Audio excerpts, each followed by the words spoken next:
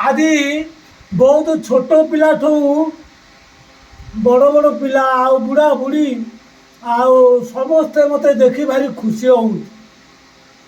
କାହିଁକିନା ମୁଁ ଗୋଟେ ଗୋଟେ ଯେଉଁ ଡାଇଲଗ୍ କହୁଛି ଏଇଟା ଆମର କୋଣାର୍କ ଗଣ୍ଡାର ଦୈତାରୀ ପଣ୍ଡା ଆମର ସେ କହିଲେ ଇଏ ଡାଇଲଗ୍ଟା କଥା ଏଇଟା ଭାରି ସୁନ୍ଦର ହେଉଛି, ମୋତେ ଭାରି ଭଲ ଲାଗୁଛି। ତେଣୁ ଏ ଡାଇଲଗ୍ଟା ଯେଉଁଠି କହୁଛି ସେଠି ଲୋକ ଦେଖୁଛି।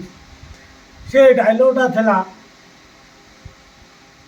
ବୀରାପା ଜଙ୍ଗଲ ଦୋଷ। ଆଉ ସେ ଯେତେବେଳେ ଆମେ ଦୁଇ ଜଣ ସେଇ ଡାଇଲଗ୍ଟା ଘୋଷିଲୁ ସେଠି ହେଲେ ଡବଲ ଟାଇଗର।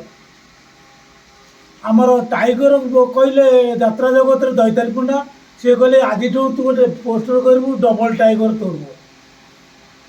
ହଉ ଡାଇଲଗ୍ଟା ମୁଁ କହୁଛି କ'ଣ ସିଏ କହିଥିଲେ। କର୍ଣ୍ଣାଟକରେ ଜନ୍ମ ମୋର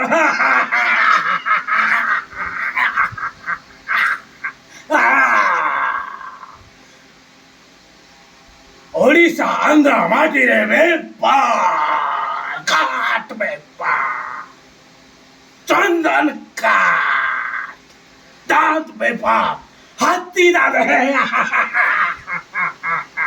ଆଉ ଏ ଜଙ୍ଗଲରେ ବୁଲିଲେ କିଛି ଖାଇବାକୁ ନ ପାଇଲେ ଇଏ କଞ୍ଚା ମାଉଁସ ମୁଁ ଖାଏ।